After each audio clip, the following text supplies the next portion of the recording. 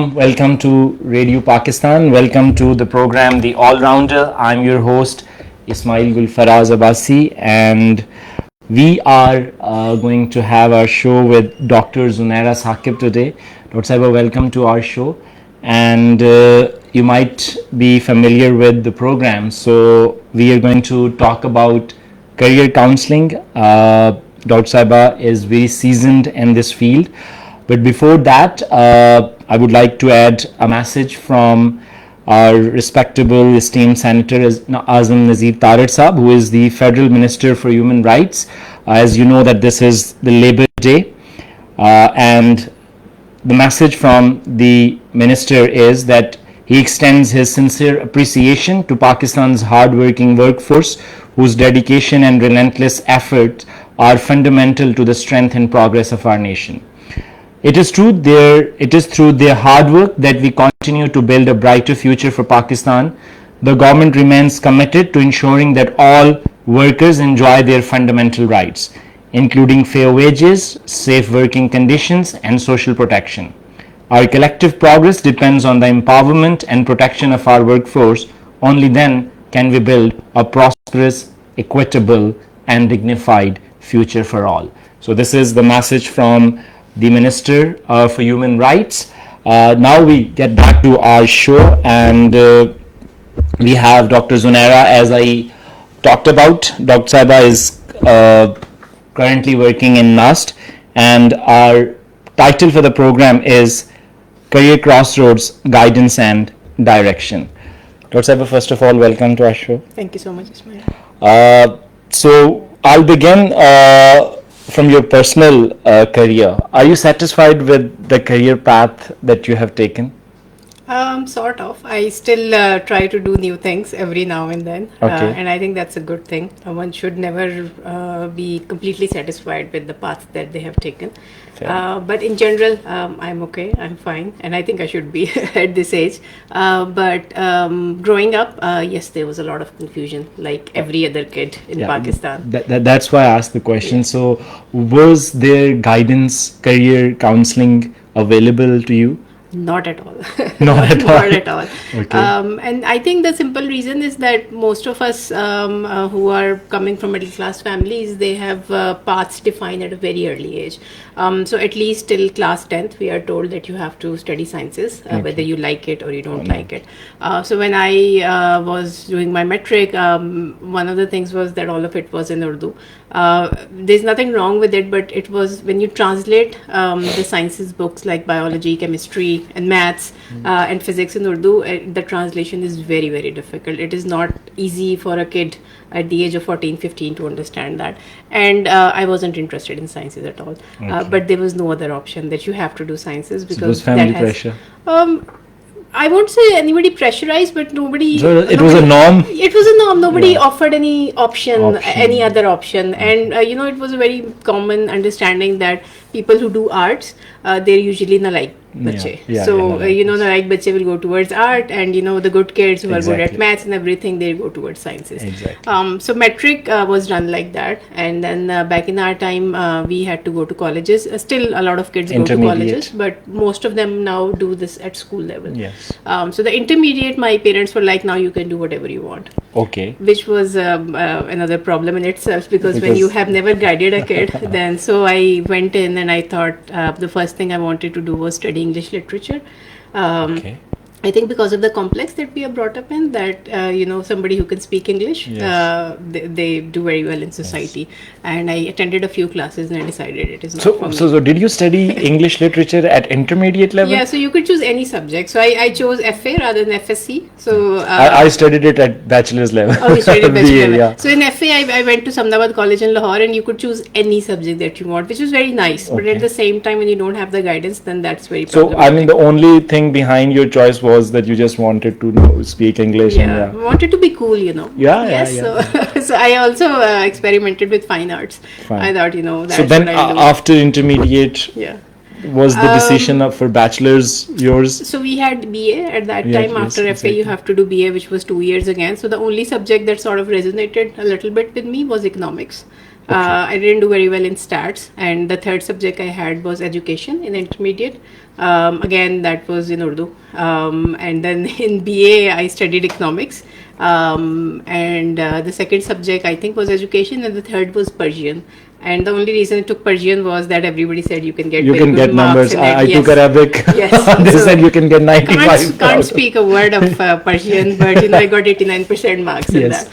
I got 95 out of 100 at that time in Arabic. Yes. So So yeah, that was usually the choice that how you used to make choices, that you will get good marks, or this is easily available, Exactly. or you can understand it a little bit. So that was all the guidance that was available. And then obviously MA, masters. So then the option was of masters. So my elder brother, he was doing MSc in computer sciences, and again, in order to be cool, I thought that would be a really good choice because computers were pretty new back then.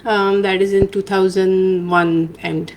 So I went and gave a test of MSc Computer Sciences, also cleared it. I think a day before starting my classes, my brother said, you're not going to get a job in that. Okay. So I said, really? He said, yes. I said, okay, fine, I'll switch. Okay. So then I switched to MBA. And okay. yeah, I have done a lot of those things. But I Okay. think that was the first time ever that I thoroughly enjoyed my studies. I've studied Introduction to Management, absolutely So, but loved you it. went for MBA just because your brother told you, Yes. but not on some Yes. sort of a research or an Oh, no. aptitude test or something like Oh, that. nothing. Okay, yes. whatsoever. So, we all are somewhere where we are right now in our fields without any direction. It was just a flight. We just kept on swinging like pendulums. Yes. So now, when we talk about today's generation, and still, there is a lack of guidance, but platforms are available, and one of the platforms that you have also started was Mera Future. Yeah.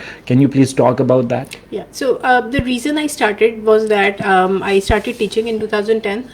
I started with FAST Islamabad, and then I moved to NUST. And NUST is one of the big and one of the universities where every student wants to go. So they have like 3% acceptance rate. And I thought that because growing up, I told you my story that there was no guidance, and I didn't go to very good schools and universities, so maybe I was the confused one. But what I saw at NUST was, and this is not particular to NUST but any university in Pakistan, is that students are coming to you and saying that I'm not happy, second year into my degree, third year into my degree, I don't think I made the right choice. So I thought if these kids are not happy, who have worked very, very hard to get into good universities in Pakistan, then something is really, really wrong with our system. Okay. So then I decided to do something which can reach a wider audience. So then we started Mera Future. So Mera Future is basically an aptitude testing website. So what we do is we test the aptitude of the students, and then we guide them into direction of which university field will be suitable for them. So it's not really, we are not trying to look at a crystal ball and say, this is the right choice for you, but basically trying to give them more and more information. Because most kids at their teens, and as their teens are ending at like 18, 19, they're very confused about what do they really want. As I said, I want you to be cool, so computer sciences and all, but most kids are doing that. They're like, my friends are doing this, we should do this as well. So having less information about your own self leads you to take bad decisions. And because we are all coming from middle class families, once you have taken a bad decision, there is no turning back. Yeah. Because parents have said, now I've already spent 2 years onto your education, you're going to go into another degree, that's wastage of time and everything.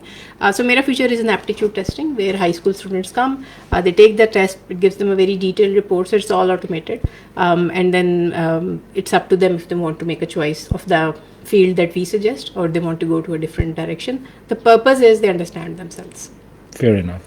So one of the question from one of my colleague was that whether this website is accessible to government school students as well. It is for everybody. So last year we made the test 100% free. So around 20,000 students have taken the test since it was launched, in 2021. But still there is a lack of awareness of career counselling. Most of the kids, they realize they need career counselling when they're already into the university. Because high school students in general, they're very young, they're partying, they're enjoying, and they're going to universities based on the pressure from their parents and everything. So because of that, there are a lot of issues. So we have made it free, so anybody can access it wherever they're sitting in Pakistan. Yeah, so you can access it, anybody can access it. Dr. Saqib, you just talked about the fact that students, when they are in university, at that point of time, they realize that we have probably made a wrong choice, but that's obviously too late. That is what I really want to talk about. When do you think it is important? I mean, exactly what time when we should look up for a student's aptitude? At what age particularly? I think as early as possible. The reason our website is focused on high school students is because this is something I knew from my personal experience as well. This is where you make the decision that basically sets the course for your life. Aptitude should start very, very early, maybe as early as class 4th or 5th. But it doesn't, unfortunately, in Pakistan. We don't have the resources. So if you end up with a good mentor, if you end up with a good teacher in school, then that's really helpful, but not everybody's lucky. So it should start very early. So when you are in class 5, that's like you're 10 years of age, 11 years of age. That's where your aptitudes should be judged by your parents, by your teachers, by your mentors, by people around you, and then they should try and guide you in the right direction. So at least before matriculation, or what At we call least. O level, Oh, yes. because that is the make and break point. You Yes. take a choice, you go for sciences, you opt for maths or physics, and you end up hating maths and Oh, physics. And yes. if you fail, Yeah. because I have a lot of students, and right now O levels exams are under process. So I get to meet students every day who are under severe pressure. Yeah. They made choices, and now because they have invested so much energy, not only so much energy, so much finance into it, that there's no going back. True. When they actually realize in the third year of their O level that this subject was not meant for me, I'm not, the schools do not, obviously they don't even take a test Yeah. of that particular subject. For example, if you're offering physics and maths as combination, on the basis of a grade 7th result, you just take someone in, and you push them towards that. So this is very important, I guess. So do you think that your website, or obviously you have also worked in other capacities with this age group, that this particular age group, before going to intermediate, or before going to matriculation, or before going to O level, there should be a rigorous approach towards their aptitude? They should be. What's happening is, because you are a teacher yourself, you understand why most of the kids are opting for science. Yes. Because the parents are like, bas metric science mein kar lo or O level kar lo. After that you can pick your own subject. What we are doing essentially wrong at this age is that this is the age where they should be exploring. Okay. So I have 4 years. If I'm talking about O levels, 2 years, and A level, yes. 2 years. That's 4 years. 4 years. 4 years where I can And explore. some go with 5, because some 5 schools years, take 3 years. Yeah. So this is the 5 years I have where I can explore various subjects and know whether I'm good at it or not. So until I had an exposure to management in my MBA, I didn't even know management was a subject. Right? So, and why I didn't know that? Because I didn't know there was a choice of management. So if you are asking your kid to do O levels in sciences, whether they have the interest or not, and then A levels in sciences as well, they haven't explored what they want to do. So then they land in university completely clueless. Now imagine that they take 3 subjects in O level, for example, law and media and English literature, and then go in A levels and they take again accounting and business and another economics subject. And this is the 6 options you have given them, and now they realize, okay, I absolutely love economics, or I absolutely love math. So that it's easier for them to make a choice at university level. So this is what we are doing wrong essentially, because we are saying no, there is a lot of scope of sciences. Social sciences, you will get admission anywhere, but if you don't do sciences here, then engineering and medical is closed for you. So this is what we don't want. Whether the kid wants to be an engineer or a doctor, that's a question that parents are not asking. Yes, and the point that there are students who have done matriculation, and now their parents, the point that you've raised, to give them exposure to different subjects and different fields. I have my students who are pushed by their parents to go for FA or FSC because they want them to have the taste of both the systems. How do you see that? I think your kid is not a lab rat. That's how I see it. Okay. You shouldn't be doing this to them unless you see any benefit out of it. So both systems are very, very different, and you very well know it, right? We came from a metric and FSC or FA system. Our kids, or the kids that you are teaching, they are coming from O level and A level system. And we can debate over the merits and demerits, but when you are shifting your kids so much, just forget about studies for a little bit and think about the friendships they are losing, Exactly. the familiar environment that they are in, and Social suddenly, and that's a interaction. very, very vulnerable age. I mean, 17, 18, it's a very vulnerable age. You're pushing them to do something completely different because you think it is better for them. So that can affect them very, very badly.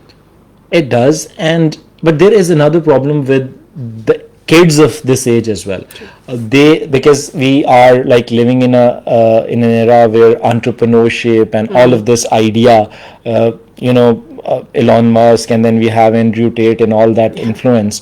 They're extremely influenced. So parents are also a little, they're at the back foot because they don't want to study.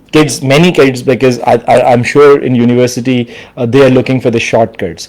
So does this aptitude test help them identify whether they have these skills actually? Because at least let them, if they think that this is the way they can explore the world, is there a chance that this should be provided to them at this age?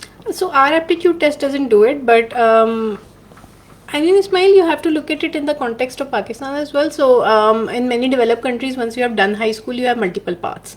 So, one of the paths you can take is a skill path. You decide, I'm not going to pursue university degree because I cannot pay those loans and I'm not interested in wasting 4 years in uni. Fine. I will go and do a technical course in, for example, primary school teaching. I'll do level 1 and then level 2 and level 3 and level 4.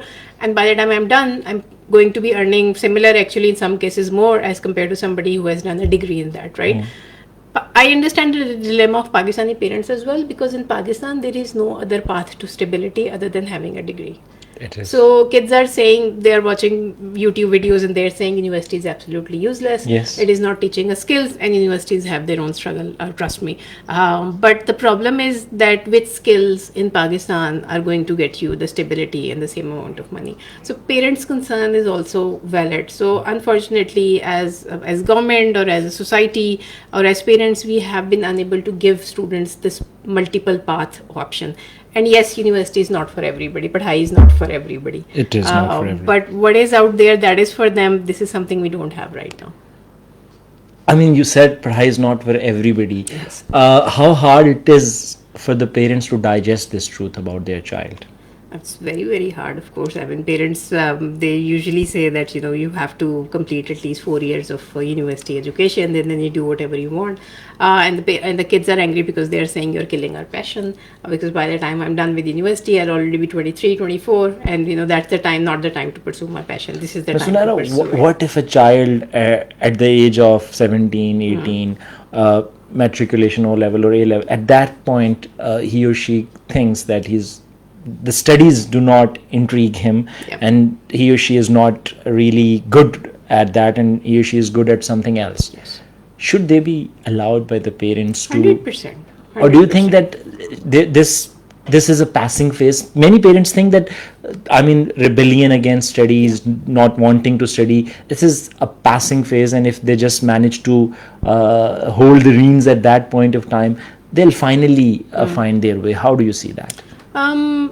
See, if a kid is saying that I don't want to study, this is not something for me, but at the same time they're just staying home and playing Minecraft from morning till late night, and that's a very problematic thing.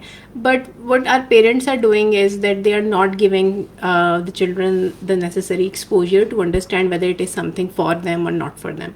So I know a case where a student said that I can make a lot more money if you allow me to do content creation. Okay. So parents were like, fine. Okay. You got 3 months. Okay. You do the content creation and you show us you can build some money, or you can build some views on YouTube, because it's hard, it's a hard world out there of content creation.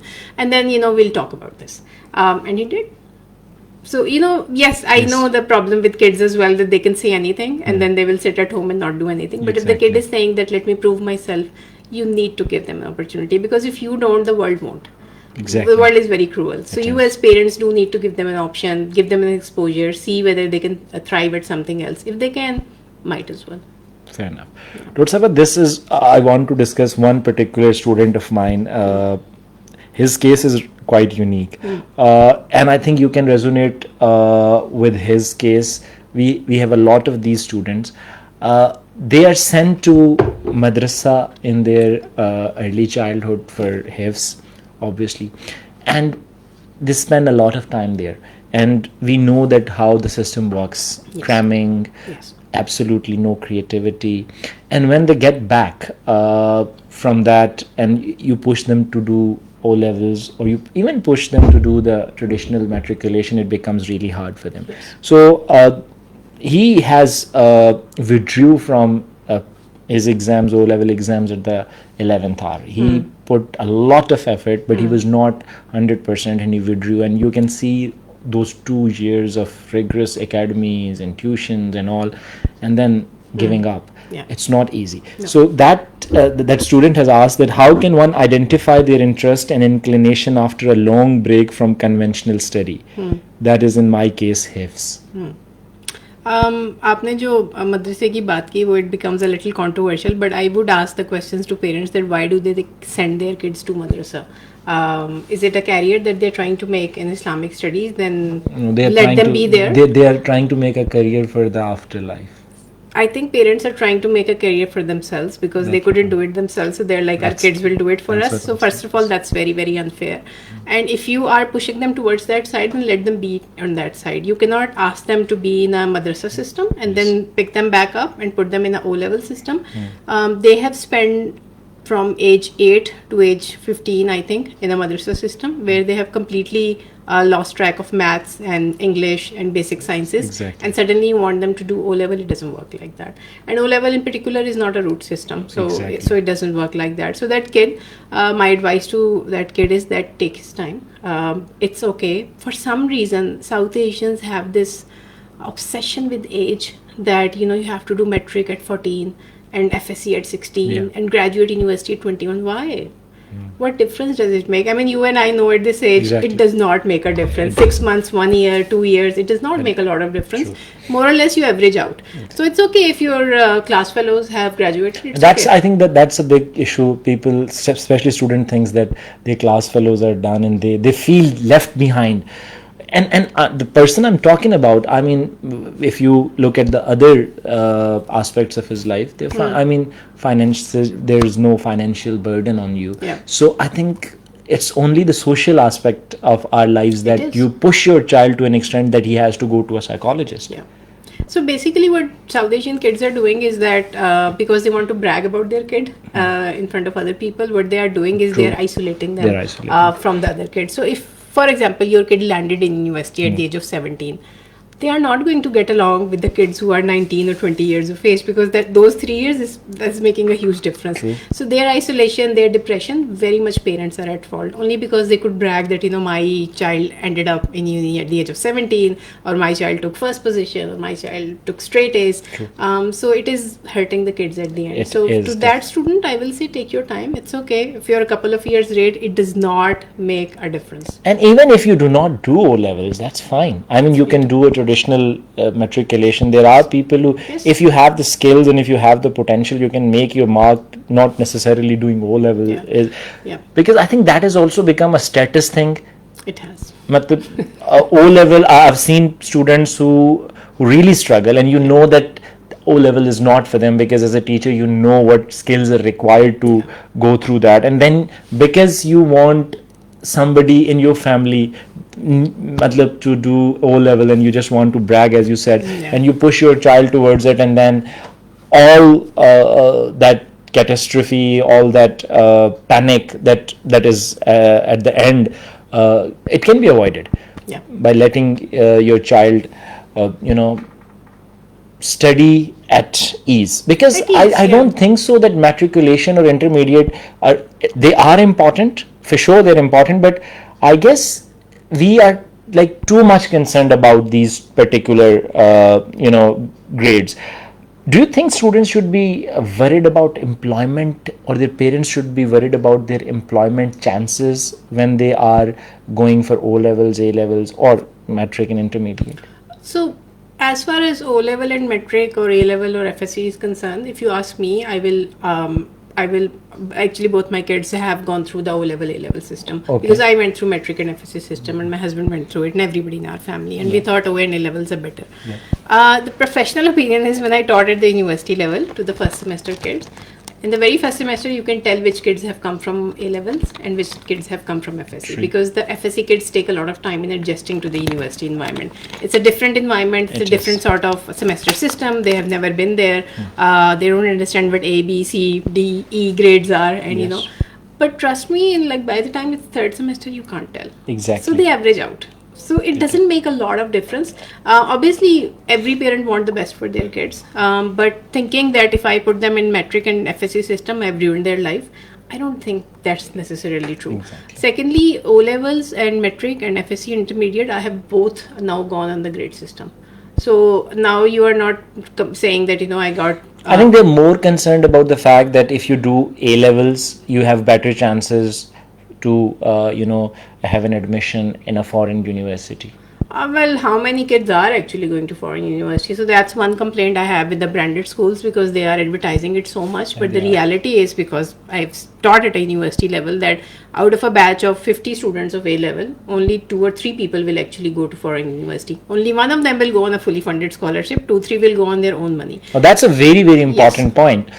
I mean, every school is saying you do A levels because you are gonna get a admission in a good university on the basis of. But how many? I mean, if you check the data, that I think Dr. Sabha is very right here, that it's not that true. Eventually, you end up studying in a Pakistani university, and I was teaching one of my A level English student, and A level English is such a comprehensive study.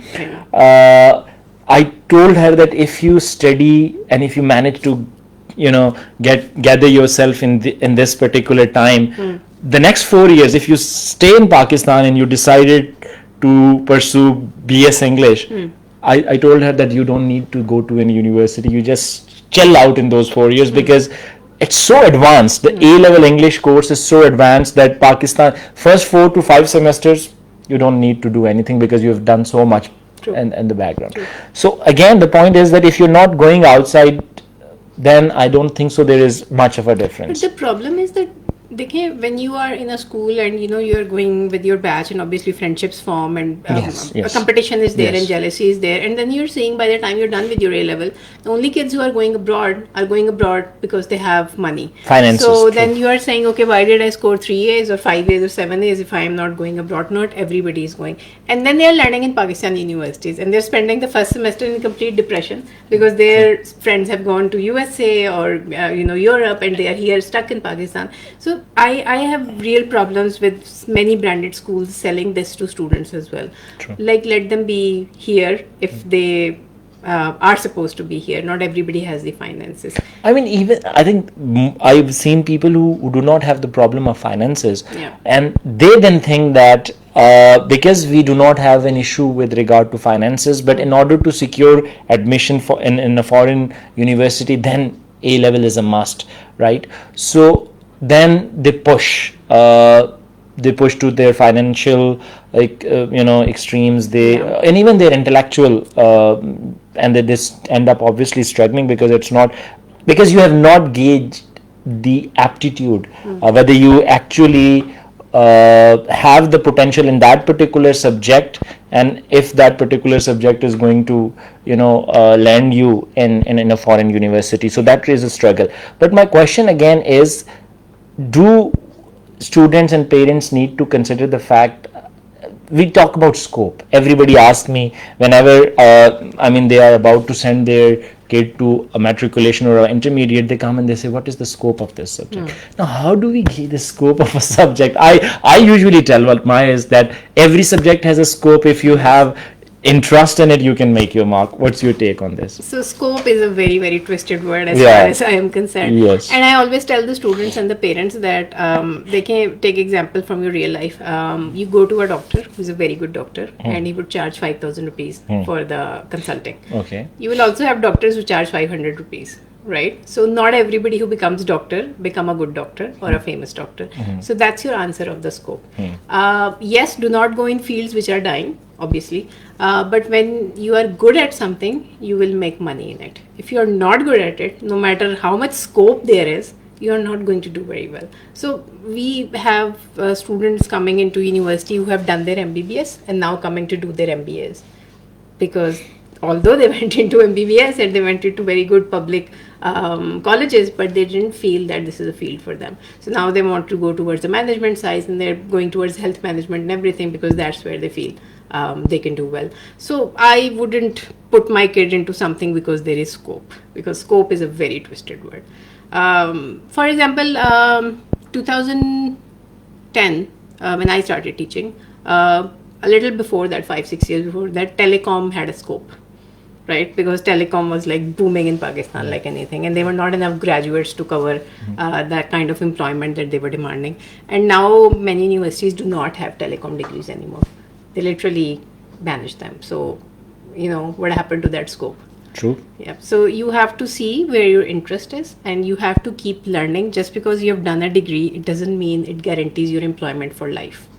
So right now, content creators are going a little bit, not good content creators, but most of the content creators who used to write articles and everything, ChatGPT has taken their jobs. It has.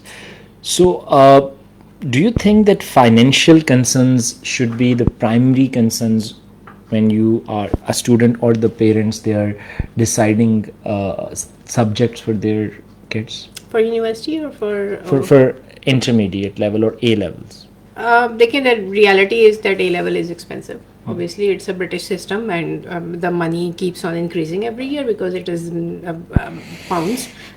So you do have to see your financial status as well. I always suggest to parents के बिल्कुल like ख़त्म ना कर दें अपने आप को just because you want your kids to go to A level. They will do just fine in intermediate as well, and it's okay. They will find their way. They will get admissions in universities as well. So universities are their admission system is not biased towards whether you are coming from A levels or whether you're coming from FSC. As long as you're scoring well in their entry test, and then you have your A level equivalency, you should be okay. Okay. Yeah. So your kids have done O and A level themselves. Yeah. What advantage do you see that they have on students that have done matriculation or FSC? So OA level system is not rote learning. So they are focusing on learning from multiple books. They don't have a single book. When they are writing answers, they're not writing answers based on this book has said this. You have to write these many words, and you have to write exactly as it is. There's a lot of critical thinking that is there. Although at the end of the day, our teachers are very much coming from the same background, so sometimes they are confining students still. But as compared to metric and FSC, definitely OA level. But that's the learning part of it. Yeah. I mean, but that's very important part. Yeah, if your obviously. teacher is not good. No, I mean, I'm saying that your kids have an advantage in terms of critical thinking, in terms of creativity, in terms of learning. Yeah. Obviously, we agree here.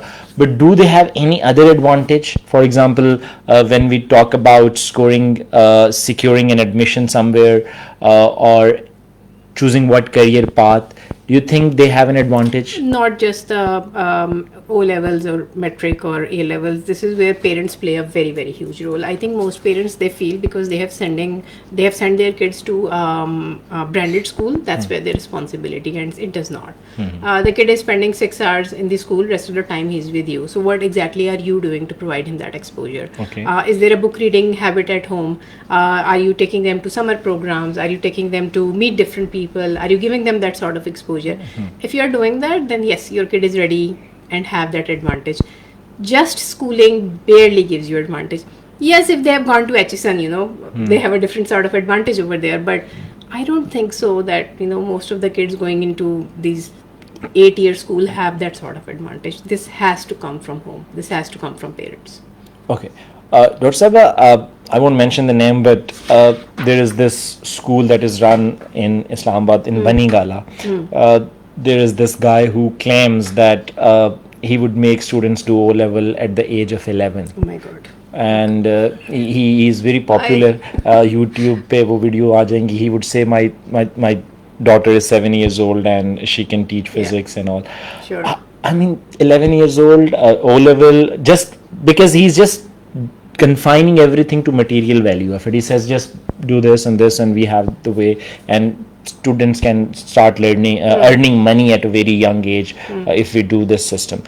How do you see this approach of just doing O levels at an age of 11? Well, if I'm being very, very blunt, it's absolutely foolish. You are taking their childhood away. Why would you do that? And as I said earlier as well, it's the obsession of South Asian parents age. with the age. My kid has done O levels in 7, so what? If they're isolated in school, I mean, O level kids' age on average is like between 14 to 16, 16, and yes. your kid is 7. How are the other kids going to treat her? Are they going to treat her with a lot of respect? Really? I mean, kids, they're very mean. So, True. they're not going to be nice to a younger Obviously.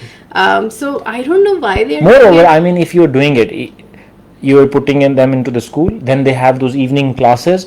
When they get back home, they are like all the time. I know those students. They send them to school, then they are engaged 24/7. They are engaged with the That's a school. lot. So I mean, yes. I'm not in favor of that at all. But to each its own. But I think if as a parent, you should think about giving your children the childhood as well that they very well deserve. Again, I mean, if somebody is doing something at 11, obviously you have somehow instilled everything into that child.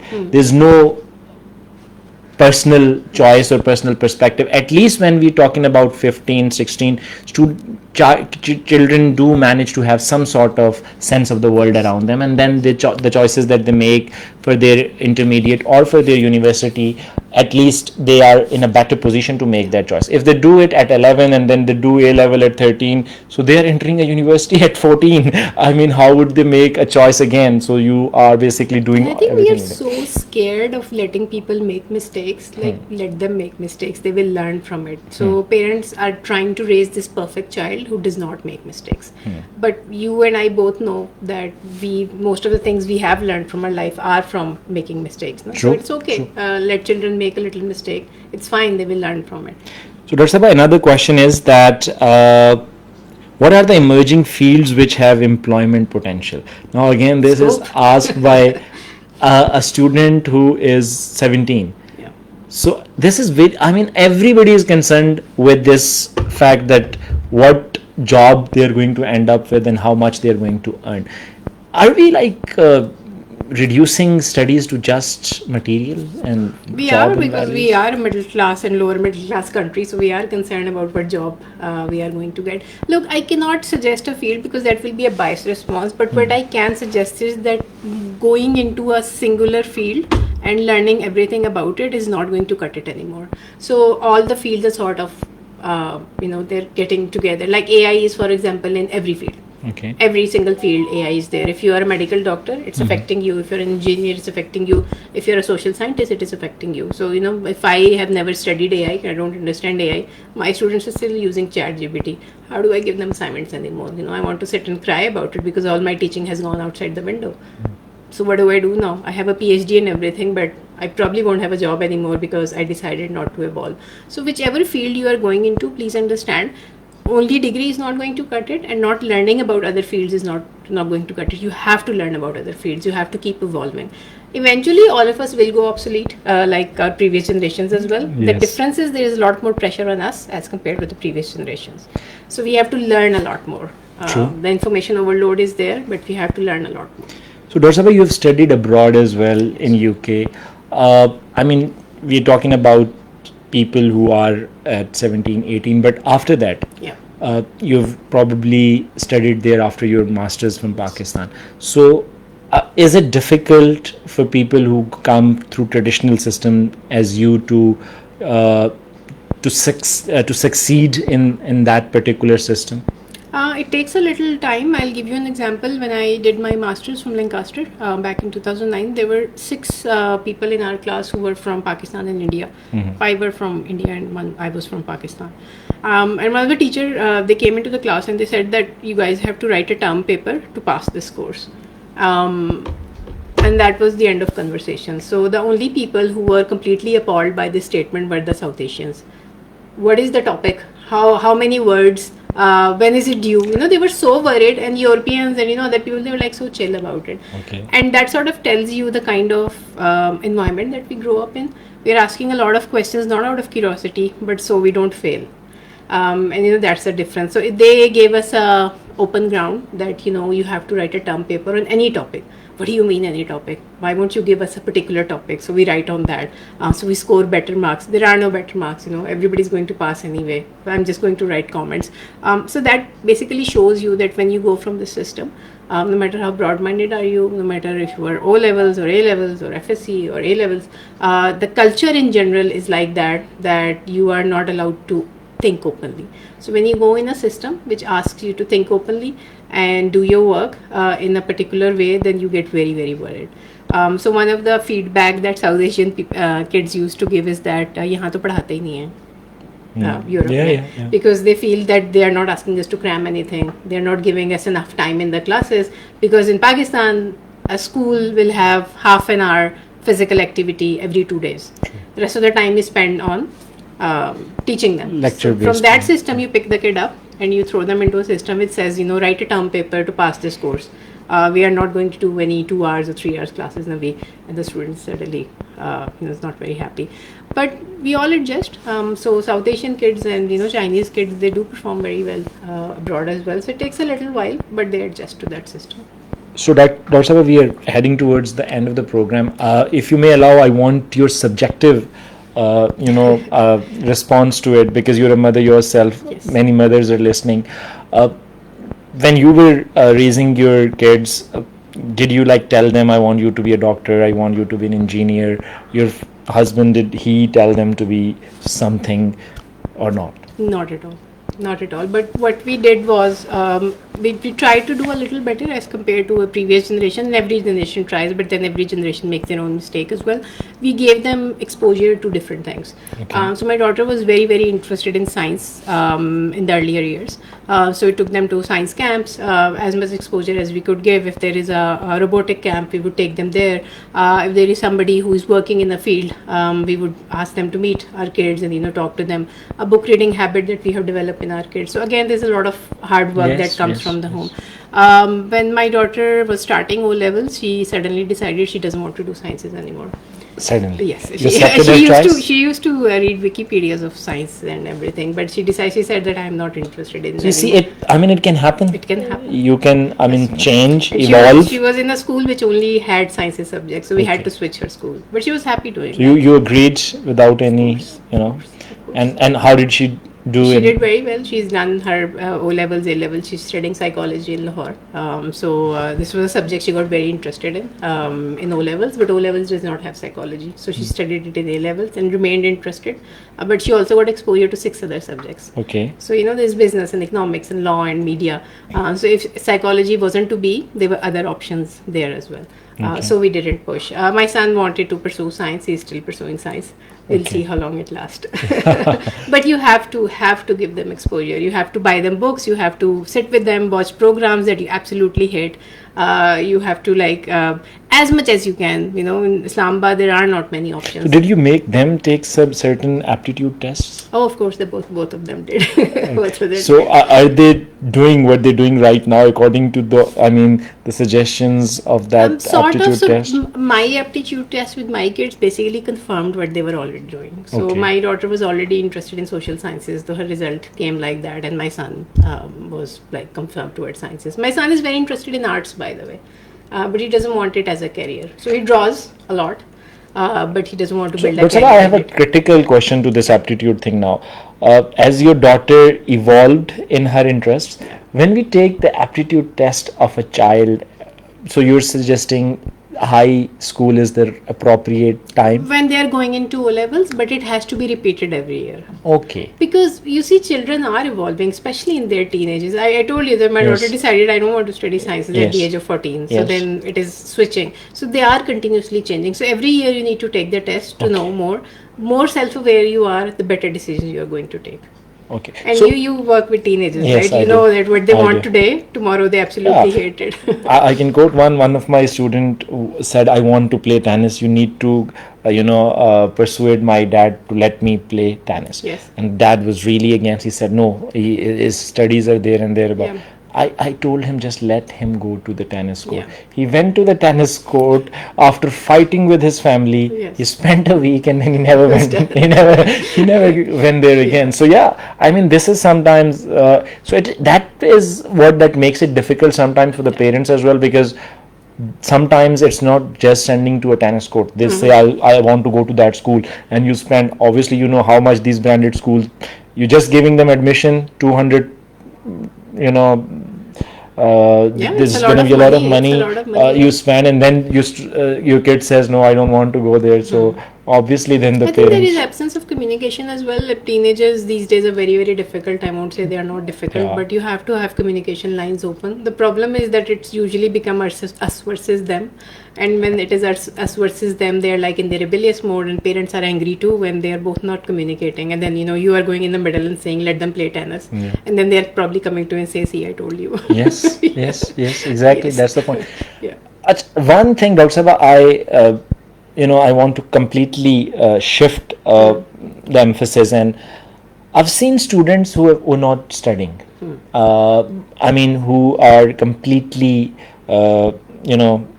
they have no interest in studies. When we say you have no interest in studies, is it that they actually do not have interest, or is it because the system, is it because the subjects they have been taught, or their aptitude is not actually gauged?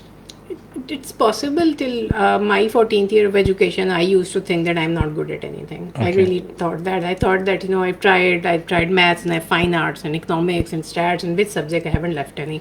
So probably studies is something not for me. But I didn't have exposure to management, to marketing, to HR, and this is something where I built my career in later on. So when I finally got the exposure, I was like, yes, finally, I'm good at it. I don't think any kid wants to say that I'm not good at studies or I'm not good at anything. Probably they are not exposed to what they are good at, and again that's where parents, how to navigate with such students, such kids who think that it is just the studies are a wastage of time. This is a very common argument. They say, I think don't push them to take A's. This is what we can do. Just ask them to keep going, because keep going, and eventually you will stumble upon something that you're genuinely interested in. Some kids who are not very good in studies, you will see them, they are doing very well in MUNs. They're doing very well in some sort of sports. They are secretly writing poems but not showing it to anyone. Something is going on with these kids. They are good at something, they're just scared to show it to the world. So the lack of communication, the absence of counselling, how there is absence of counselling everywhere, that leads these kids to say these things. It does. But sir, there are students who have asked questions that they want to shift from, they've done matriculation and now they want to pursue A levels. Yeah. What is your advice?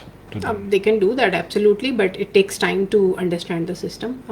It is a system, because for example, you teach OA and A-level kids, you have to teach your students to write answers in a certain way. Obviously, creative. Yeah. So in metric and FSC, the system is different. So the shifting is okay, but they have to be ready to spend time in understanding the system. So a kid who is coming from O levels has an advantage going into A level because he already understands the system. When you are going, give yourself at least 6 months to understand it. I don't think there is anything wrong with it. I think you can shift from anything to anything, but you have to give yourself time. Fair enough. So, Dr. Sabha, at the end, whatever you want to suggest being a career counselor, the floor is all yours. I won't interrupt. Whatever you think is to be done. You've talked about what's wrong with our system. So, parents are listening, students are listening. What is your message? देखिए, मैं यही कहूँगी कि हम often government को blame करते हैं, करना भी चाहिए कुछ जगहों के ऊपर, लेकिन बहुत सारी चीज़ें जो हमारे अपने कंट्रोल में है ना, उसको ज़रूर देखना चाहिए. So as parents it is very important कि अपने बच्चों के साथ वक्त गुजारें, उनकी हॉबीज़ को एक्सप्लोर करवाएं उनसे, और फिर उनकी कोई हॉबी डेवलप करवाएं, पॉजिटिव हॉबीज़ डेवलप करवाएं. हम असल में खुद मोबाइल फ़ोन पे बैठे रहते हैं, तो बच्चे को भी मोबाइल फ़ोन दे देते हैं, वो भी पकड़ के बैठ जाता है. तो अगर हम खुद नहीं छोड़ेंगे तो बच्चा भी नहीं छोड़ेगा. मैंने कहा था मैं इंटरप्ट नहीं करूँगा, लेकिन इंटरप्ट करना पड़ेगा. So this is also an argument. Many parents, I called parents here on my show, one of the parents, and he said, I'm okay with my son using phone, and it is because of the phone that he is learning languages, he's learning so much. So I think overexposure of anything is bad. So overexposure of mobile is bad. Overexposure of outside activity is also bad. Okay. So we have to have a balance. The problem is, I'm a mother, and when you say that I want my kid to go play and outside, you have to stand outside because it's not safe, right? It's very tiring. It is tiring. When you take them to a park, then you have to be vigilant. You have to be vigilant. So it's not easy. But once you have done that, then you're like, okay, fine. I've given you 2 hours. Now you have 2 hours on your mobile. You can use it. But most of the time, what we are doing is because we don't have enough time for them because we are stuck in so many other things. Then they are not really getting the exposure that they need, and we as adults do have that responsibility. And one thing for the parents and for the adults as well, I do feel sometimes the parents try their best. They provide them with financial, safety. They provide them with counseling, everything, and even then, the kids do not respond the way the parents want them to, and then they just give up on them. Giving up is not okay, but I think parents also need to understand the concept of nature versus nurture. For some kids, the nature takes over. Okay. You have. Can you explain that? So you have siblings. How many? I've 5 siblings, Five including maybe siblings. 6. Can you say all of them are different? They are. So do they have different parents too? No. No, yeah. So why are they different? Yeah. It's because some genes, playing more role in that. Maybe somebody took after the granddad or somebody took after the chacha or whatever it is. So every kid is born with its own nature as well. And sometimes that nature is so powerful that it takes over the nurture part. So nurture part is how we're trying to groom our kids. So for example, I'm saying book reading is very important. Everybody should read a book. We are 6 siblings. Not all of us read books. 2 of us read books. 4 of them don't read books. The books were there in the house. The parents tried as well, but 2 got into habit and 4 didn't get into the habit. So for parents as well, if it's any respite, that sometimes nature takes over. The only thing I'll say is don't give up. It's your child, don't give up. And isn't it okay? I mean, if your child is not But you want them to? I mean, not only wanting them, I mean, is not pursuing a degree. As long as they're pursuing something, I don't want them sitting at home because that's very problematic. I mean, if we sit at home for a week or so, we will go crazy. So you have to give them some sort of activity. Maybe it's an online course that they're doing. Maybe it's a skill building they're doing. They're going to TEFTA and doing a free course. Nowadays, so many courses are free. International courses are free. Yeah. If they're doing that, it's okay. Just don't let them be. Okay, जो मर्जी करो, मेरी जान छोड़ो. वो giving up वाला part I won't recommend at all. But yes, as parent myself, I understand it gets very difficult sometimes. So one more thing, Dr. Sabha, you're involved with MOOCs and online courses. How effective online learning can be? Because if students do not get admission physically in a foreign university, there are chances that you can pursue a certain degree, bachelor's and master's even virtually. But they just don't feel, and many of my students, they think, nahi sir, online nahi padna. What is this advice to the students, that there is no harm? I mean, and I've seen students who are, active, they get things done virtually far better than the ones who are probably physically there. Look, online learning is always going to be the second best thing. I will admit to that. So there can be nothing compared to face-to-face, sitting in the class, talking to the teacher, and building those connections on campus. But yes, as you said, that you're not getting admission, you are stuck here. For a year, I'm not going anywhere. Are you going to waste that time, or are you going to go on Coursera, apply for a scholarship, get the scholarship, and become a Google certified project manager? Because that helps you achieve your dream of going abroad. So online options are there now, and doing them while you are wasting your time is, definitely something I would recommend, that do those courses. Degrees, try to do the degrees on campus, 100%, but not everybody is privileged enough. Not everybody has the opportunity like that. So for them, online degrees is okay. You should go for it. But I will also say, despite running an online platform and everything, it is always going to be the second best thing. Fair enough. Yeah. The last part I would like you to respond to is, I would always recommend my students and even parents that you need not to be too hard on yourself. Students, when they fail, obviously, or when they do not get to have results according to their what they aspired for, how should they navigate with this bitter reality? Yeah, it's a very sad situation that every time metric results come out, you will hear suicide news from around Pakistan. My students tell me, sir, मैं जान दे दूंगी अगर मेरा result ना अच्छा आया. Actually, it's usually the pressure coming from home. I have to say, it's usually coming from home, or the students who are perfectionists themselves. They also have this problem that I have to be the best in everything. I think for them, the simplest and easy thing to say is that it does not matter in the long Yeah, life run. is too big. I think. It is too big. You are just 14, 15. It does not matter. The world hasn't ended. And I think especially with O levels and A levels, the opportunities are like twice a year you can give the exam. So it's okay. It's not the end of the world. So parents को मेरी recommendation ये है कि don't create competitions of the kids with the cousins, Pappo का बेटा and चाचे का बेटा and everything. And students को I will tell them कि life is too long for you to think that your life has ended at the age of 14 or 15. Don't be too hard on yourself. It's okay to fail. It's okay to fail. It's okay to fail. Yes, it is okay to fail. Dr. Saba, thank you so very much. It was a pleasure learning from you. Likewise. We are done with our program. We are done with the show. I hope you enjoyed. Do tell us if there are any suggestions, if there are any other questions. We can always have Dr. Saba again with us. Thank you for staying with us. I'll meet you tomorrow. Goodbye. Khuda Hafiz. Hello.